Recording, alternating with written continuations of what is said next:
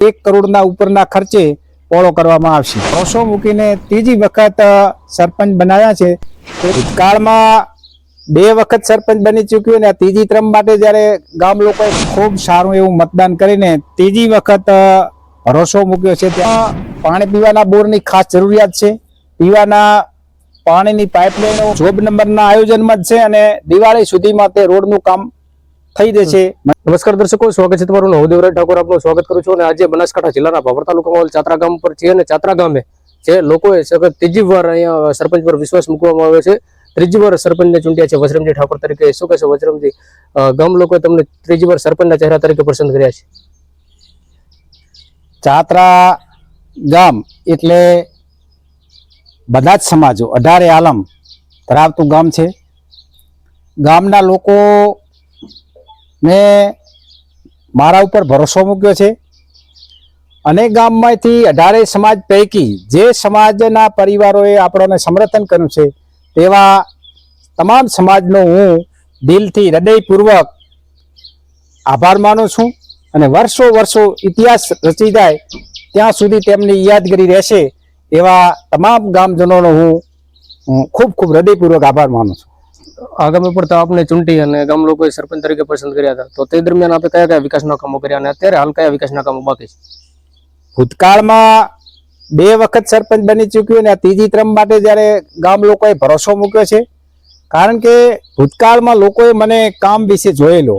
ગામના ગરીબ પરિવારો હોય, મકાન વિહોણા લાભાર્થી હોય, તેમને બીપીએલ યાદી બનાવી, જે વૃદ્ધા પેન્શન હોય અને 60 વર્ષથી ઉપરની ઉંમરના અને સરકારના જે યોજના છે તેમાં વૃદ્ધા પેન્શન, વિધવા બેન હોય ને વિધવા સહાય અને એ ગરીબોના કામ કર્યા। એ રીતે પાણી પીવાના પ્રશ્નો હોય, આ પાણી પીવાનો હાલ જે બોર ખારસવાળો થયો તેમાં 50,000 રૂપિયા લોકફાળો અમે અમારી રીતે ઘરનો એ વખતે ભરીને પાણી ઉઠાવવા બોર મંજૂર કરાવેલ। આમ ભૂતકાળમાં આ શાળાના વંડાઓ, ગામના વિકાસના કામો અનેક ગણા કરીને ગામ લોકોને ભરોસો એટલે ગામ લોકોએ ફરીથી ત્રીજી વખત ભરોસો મૂક્યો છે। એટલે કામ તો બોલતું જ તું અને ભવિષ્યમાં લોકોને ભરોસો છે કે કામ થશે। હવે કયા કયા કામો બાકી રહી જાય છે હાલ તમારી દ્રષ્ટિ ગામમાં? હાલ ગામમાં પાણી પીવાના બોરની ખાસ જરૂરિયાત છે।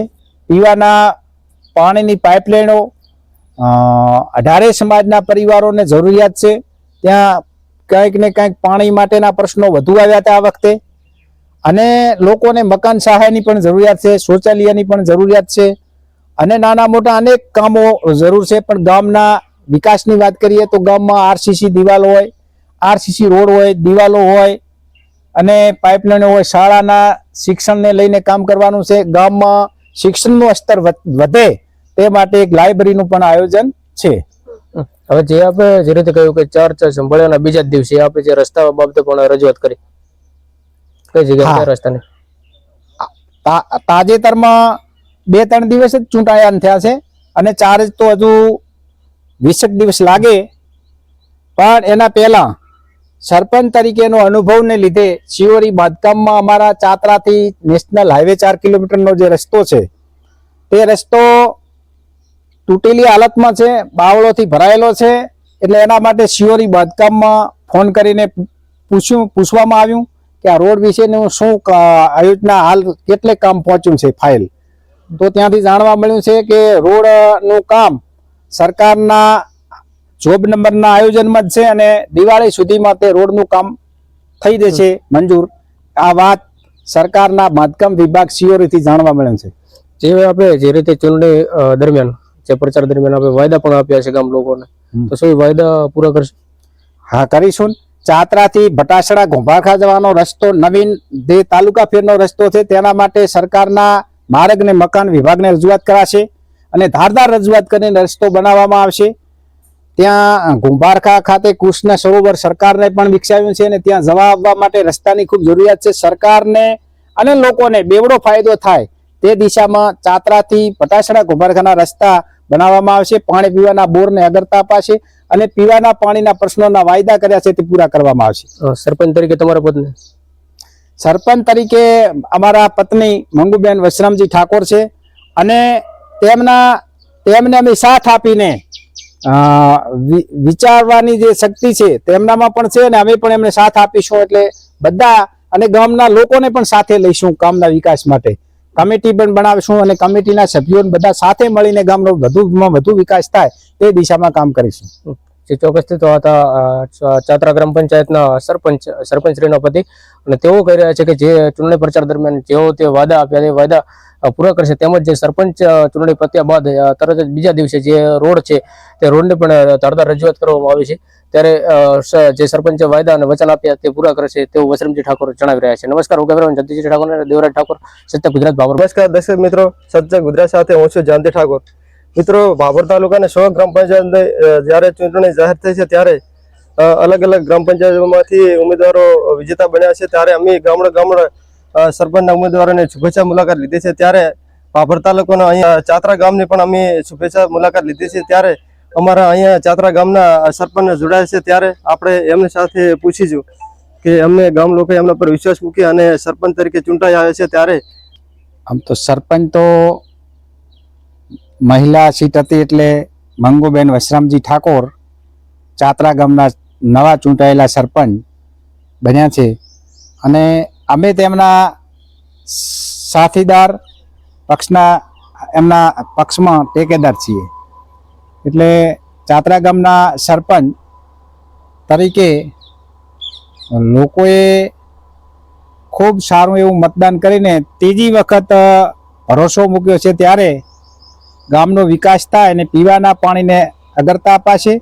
અને ગામના જે લોકોએ અત્યાર સુધી જે 18 સમાજ પૈકી જે લોકોએ સમર્થન કર્યું છે તેવા સમાજોનો હું દિલથી આભાર માનું છું કે અમને ઉપર ભરોસો મૂકીને ત્રીજી વખત સરપંચ બનાવ્યા છે.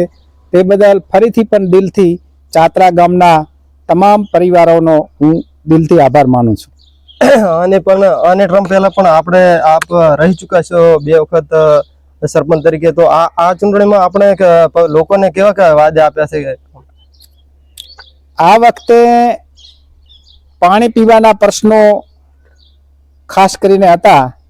તો પાણી પીવાના પ્રશ્નને લઈને સરકારની જે વિકાસની યોજનાઓ હોય, પાણી પુરવઠા વિભાગમાંથી કે બીજી કોઈ પણ યોજના હોય તેમાંથી જુદી જુદી આયોજન કરીને વહેલી તકે ગામ લોકોને પાણી પૂરું પડાશે. અમે જ્યારે મેન રસ્તા પરથી અહીંયા ગામમાં પ્રસાર છે ત્યારે રસ્તાની પણ બહુ હાલતો ખરાબ છે. તો આના વિશે તમારું શું કહેવું છે?